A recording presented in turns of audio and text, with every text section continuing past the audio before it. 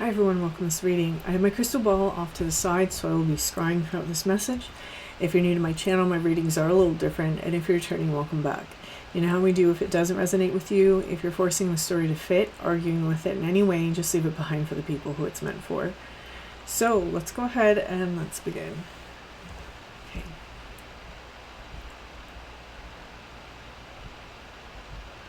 Taking a step aside.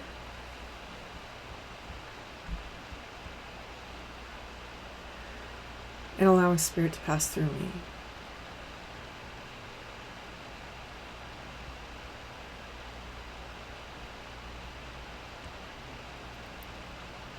Opening up to receive information. Okay, with my eyes closed, I have very clearly this orange and yellow are coming through. So the sacral, the solar plexus, something about the creative fire that really allows us to express self. Okay, there's something about that that's really hitting me right now. I'm seeing somebody here that is trying to tap into the creative self a little bit more than maybe they have in the past. There's something about like creator coming through, so that like creator aspect that's coming through. It's almost like someone is getting in touch with their relationship with a higher level of I don't know why I want to put it this way, like a higher level of intelligence by tapping into that creator aspect. Okay, very interesting. All right. Ooh, where are we going? I'm going over here. One card. So, oh, I'm supposed to take this on the bottom. Okay, let's see, let me look at these two real fast. All right, so I will say what these are called. I don't feel that it's necessarily important. I almost feel that the numbers are important. We have the number 8, the number 27, and then it's the Keeper of Ease and then the Keeper of Grace. And this is kind of what I'm seeing here. It's almost like, so you can see that she's like on this tree, right? And you can see that he's part of the tree. And the way I'm seeing it is almost like this, like, in order for his consciousness, because he seems like a bigger being, right, just proportionately, and a little bit more eldritch, if you will, but because of this tree, it's almost like in order to pull that energy up, she has to, oh, it's even connected to like this little golden ball, almost like that solar plexus energy. That's the part of her that has to fly free. So, and if you look, she's got like that thread that's holding on to that which I'm almost seeing as her creativity. It's like some sort of creative project or an energy that she's putting out in the world, and it's a thread that he's holding on to. So just like I said, it's almost like we're bringing forward, or we're connecting to some sort of higher intelligence, or some sort of I'm so hesitant to like label it, because I actually feel that it's something different. It's labeled differently for everybody, but it's basically something that is very godlike in its nature. Maybe an archetype of some kind. Maybe it's just a force of some kind. And in order to truly connect to it and express it and have it come through, we're tapping into that creative center again. There is something here about infinity that's showing up over this being's head, kind of in those swirls, right? And this is telling me about some sort of, I just heard before the world was made. And so there's something here about longevity and eternity, and not being bound by like the rules of space and time for whatever this is. Interesting.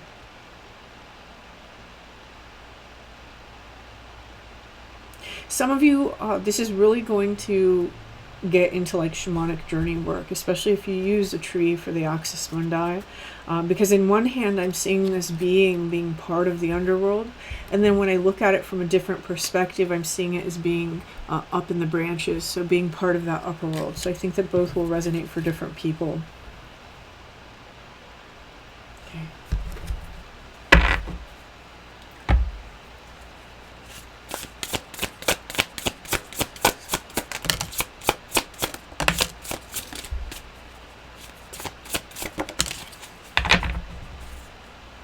We have the same kind of themes just coming up over and over. It's very interesting. Okay, so we have the Ace of Emotions, and so again, some of you, it's going to be this very underworld-like energy. Some of you may just be experiencing it as like delving into the dream state, delving into the astral, maybe even just really immersing yourself inside of that emotional energy. That emotional cups-like energy for me is very creative in its own way, especially if we're emotionally creating, right? Creating from that deep emotional space within us. This for me, she really strikes me as someone who's dreaming, and she's dreaming up like new possibilities and new ideas, but at the same time she's experiencing this state of non-resistance. She's just allowing something to flow through her. Some of you, it almost gives me the feeling of somebody who's decided to take art classes, or who has decided to take up painting, and they have to really close off that inner critic or that censor and just let it come out. And someone learning how to really do that. For some of you, this could even extend into channeling. I will say that, because it is a channeling energy that I'm getting. Here with the Five of Voices, this is really that idea of the inner critic, right? What do other people outside of me think? And is this good enough? And the comparison game that a lot of people struggle with. And this is part of our human nature, is to, it's part of our survival mechanism, is to, how do I stack up? How do I go about this? It goes away, don't worry. But with this Five of Swords, it's almost like this is what someone may be dealing with right now, or you just got done dealing with it. So I think everyone's going to be a little bit in a different place within this storyline. And here with the Page of Voices, this is where we start to really take up that mantle of inspiration, right? The Page of Voices is the channeler. The Page of Voices is the person who receives divine inspiration. They also learn. So you may be in a process of really trying to learn about these things, whatever area it is that this is landing for you. And I'm saying that there's commonalities within the theme, because we have this sort of spiral happening over her head. As we're stepping into this energy, it's almost like whoever's reading this is, you're becoming one with whatever this higher level intelligence is. You may be noticing that certain behaviors or habits of your own are changing. They may be becoming healthier, or they may be becoming more inclusive. For some of you, if you've been too inclusive, they're becoming more exclusive. There's something very powerful that's starting to transfer into the person that I'm currently reading this for. The bottom of the deck here is, and then they're telling me the bottom of the other one too, so we'll get to that. Bottom of the deck is the Ten of Emotions. So if you look at it, you can see how all of them are really connected to this thing, but this thing isn't just one thing, it's fractals of many. And I'm not going to explain that too much, because I actually feel that whoever this message is for, you understand what I mean by that, given the experiences that you're having with this. If you notice, there's those threads again, right? And they're in the process of this beautiful dance and this interweaving of some sort of pattern. And I don't feel that I'm supposed to extrapolate on that too much. This brings us into the last card on the other deck, which is the Keeper of the Subconscious. Right? Okay. And notice this door. It's almost like as these two things merge, right? As these two things merge, this aperture becomes activated, and it opens a door of some kind. There's some sort of alignment that's taking place between the self and this sort of higher level intelligence. Now, I want to say for some of you, because this is what you're going to understand, is that it's not that your self and a higher level intelligence are merging, it's that your idea of the separation is starting to integrate, right? So that you're understanding that that was always part of you. And this starts this energy, this new aperture, this new place of arrival. Where that arrival is, who's to say? Maybe it is feeling like, oh, I understand what I'm supposed to be doing with my time and my life. Maybe it's just a new opportunity. Maybe it's having some sort of invitation extended in terms of like an initiation energetically, right? It's going to be very different for everybody. I do like that what I'm seeing here in the middle is almost this X, right? It's this X marks the spot sort of energy, which has actually been coming up for me as a sign in particular ways in regards to the readings. So I think that we have the presence of something that keeps trying to make itself known within the readings for the last like week and a half. And here with this olive that's kind of being dangled between the two, that can represent an offering of peace or an extension of peace.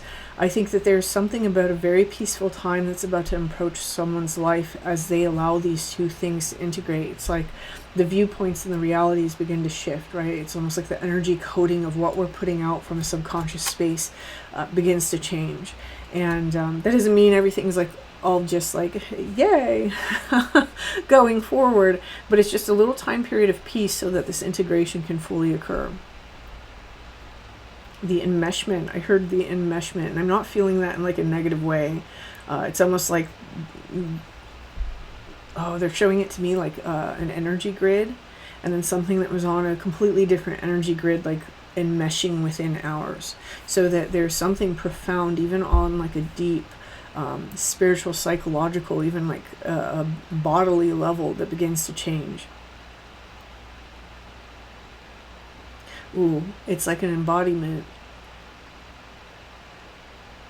Someone here, whoever this message is for, it's like you're coming to a place where you're embodying your true self.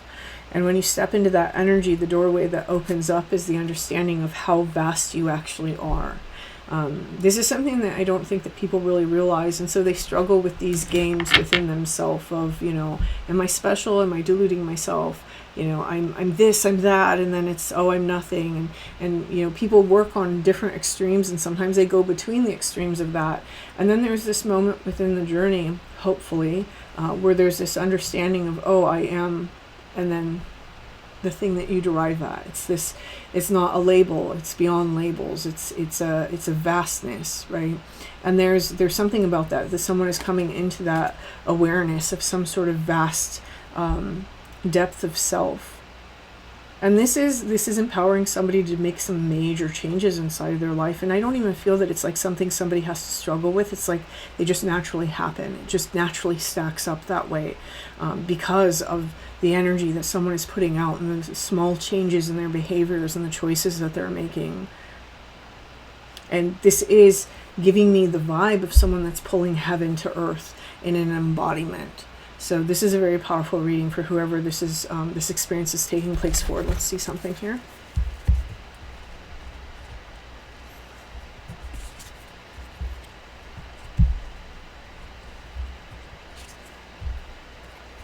Yeah, just this repetitive theme. So I'm going to start off here because I want to talk about this first so that you actually understand what I'm saying here.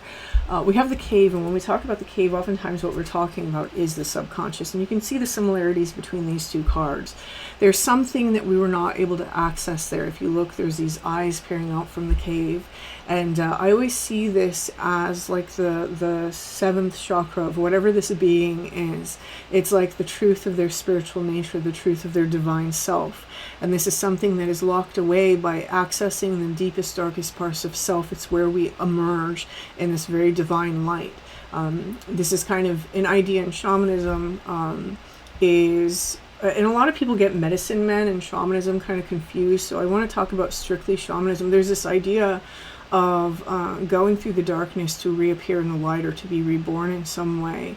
And this is kind of what I'm feeling here, is that someone has been on a journey of doing this, of truly getting in touch with all the darkest spaces of self, of going through like the darkest energies within their universe and being able to reemerge on the other side, taking with them the wisdom and knowledge of something greater.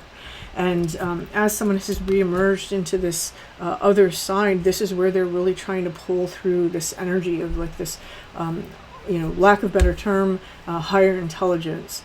And this is really that story of love, right? The energy of love. What is it that we're truly in service of? What is it that we're truly pulling through? What is it that we're truly merging into the self? And the whole story, I feel that whoever this message is for, you're coming to a place where the whole story is about the energy of love. And this is not another person, right? That's not what this reading is about at all. This is about that energy when you can stop putting a face on the energy of love. And you don't need that face to experience it anymore. This is what someone's coming into. And this is a very dynamic, creative, profound energy that someone is stepping into. And we end here with that orange and yellow again showing up. And I mean, we started off that way, and it's been inside of all of these cards. So it's a very profound time for that sort of sacral work, the solar plexus work, creativity, and what it shows you about yourself, and how you pull something deeper and something more profound through in that expression, whatever that creativity looks like for you. Again, it might be channeling, it might be with numbers, it might, you know, just that force of creating is really what we're talking about here. So I'm gonna leave this here. Whoever's reading this is pretty, this is deep. I like it. It's very pretty, very pretty. That's the only word I can even come up with. English, you silly language. And if this resonates with you, please hit that like button. Feel free to leave me a comment. And until next time.